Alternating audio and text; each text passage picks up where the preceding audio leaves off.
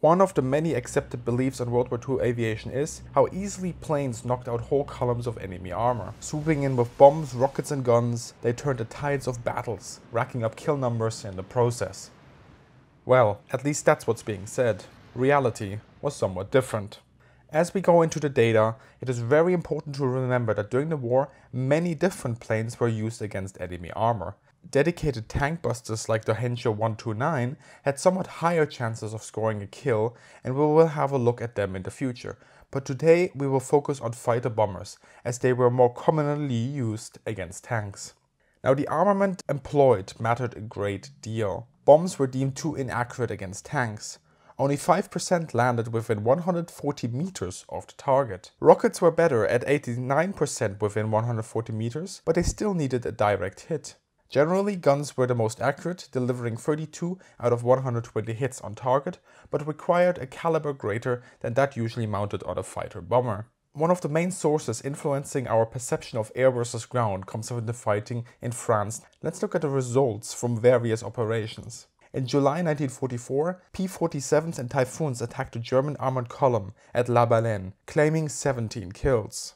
The following month, at Mortain, aviators claimed 77 tanks destroyed, and in the Ardennes salient, 66 tanks were claimed. Luckily for us, the destroyed wrecks were analyzed post-battle, giving us an idea of what killed them. For the first attack, the actual tank kill count by air weapons was 2. At Mortain, it was 9, and in the Ardennes, it was a mere 7. Let's look at the Eastern Front. In one engagement near Belgorod-Kharkov, the Soviet Air Force claimed 270 tank kills within a few hours. Yet the Germans only lost 49 tanks in total and showed more concern about Soviet AT positions, describing airstrikes as a mere nuisance. During the Battle of Kursk, the Soviet army claimed 3,147 tanks disabled. Actual German losses to all causes amounted to 849 tanks for the whole month of July. During the fighting, the Soviet First Tank Army itself lost 648 tanks, but only 11 to the Luftwaffe. As a side point, in a more modern setting, during the Yugoslav War, NATO initially claimed to have hit and destroyed a substantial number of the roughly 600 Yugoslav tanks on the field.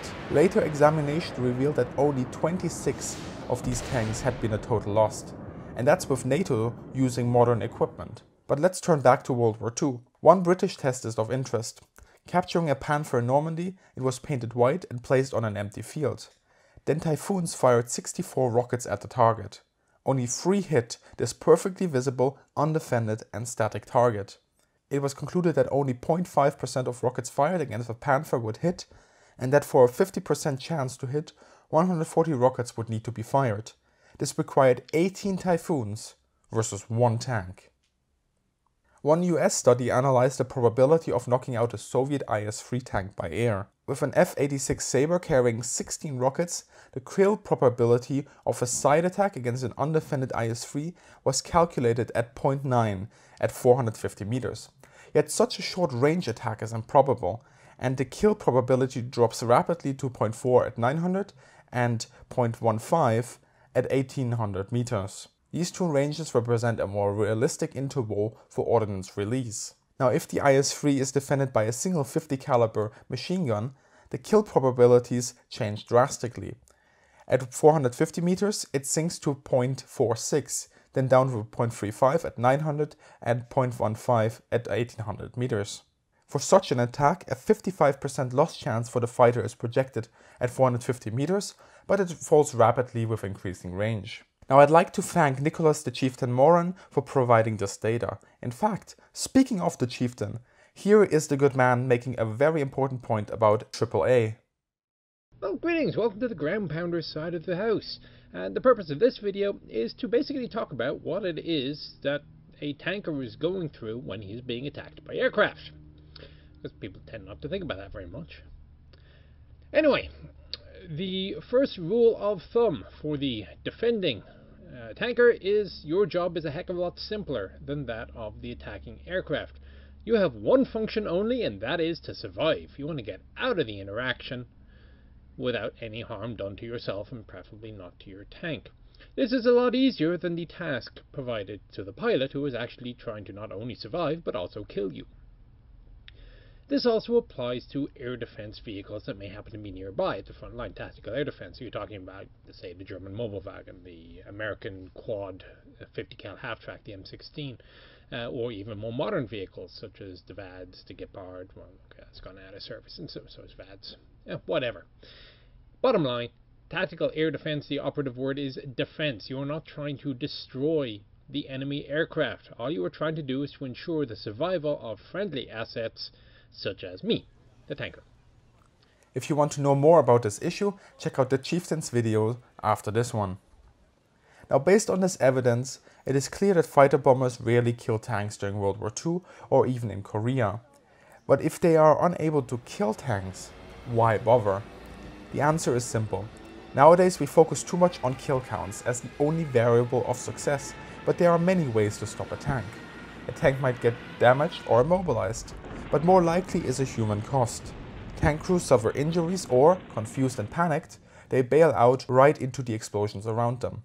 As accounts by German POWs confirm, the experienced crews stated that when attacked from the air, they remained in their tanks. They had great difficulty in preventing the inexperienced men from bailing out.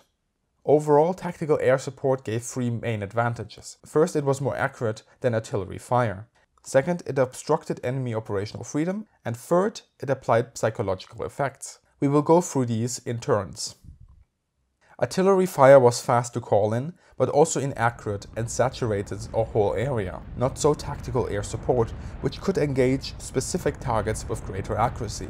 This allowed ground elements to move up closer to the enemy, giving him no time to reorganize between airstrike and ground assault. In some instances, an airstrike could even be conducted against specific houses during city fighting, giving a swift end to enemy resistance.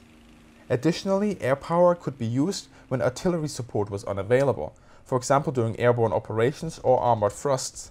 When the 2nd Irish Guards were ambushed during Operation Market Garden, the availability of air support averted complete disaster. Finding themselves too close to the Germans for artillery support, Typhoons were called in and delivered their payloads within 100 meters of the Irish Guards, who promptly took 250 petrified Germans as prisoners. Air power also obstructs operational freedom.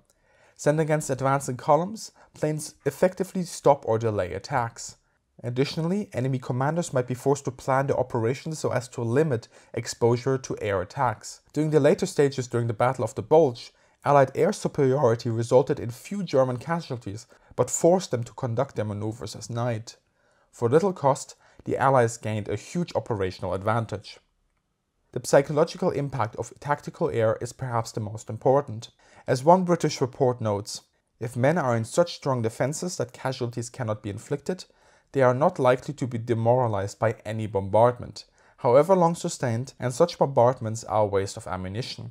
In contrast, fear engendered by air-to-ground weapons tended to be more pronounced. One would expect the fear of a weapon to be linked to its lethality, and a British POW interrogation report from Normandy confirmed that German troops feared strafing above all, and that the terror effect of this form of attack varied in inverse proportion to the altitude from which it was delivered, strafing from low level being particularly feared. The psychological impact of guns, rockets and especially napalm was immense. The interesting aspect remains that lethality itself was not always the cause, as the Allies discovered. All who had been attacked by rockets expressed their dread of the weapon. It's quite definite that it's the nature of the attack that upsets the Germans, and not the physical damage which it causes. None of the prisoners had any damage or casualties caused by the attacks, which had so scared them. But it doesn't just affect enemy morale. Friendly troops too get a real kick out of seeing the enemy position strafed by air, boosting their confidence for the next attack.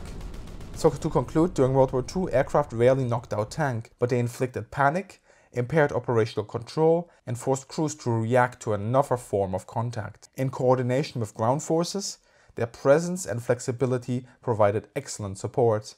Tight coordination between air and ground really is the crux of the matter, deciding success or failure, and during World War II, this often proved to be a challenge. Indeed, in one instance that perfectly depicts how difficult it was to point out targets without proper equipment comes from April 1945, when Spitfires were instructed to engage German tanks, indicated by a single man in a white shirt 200 paces from the German position.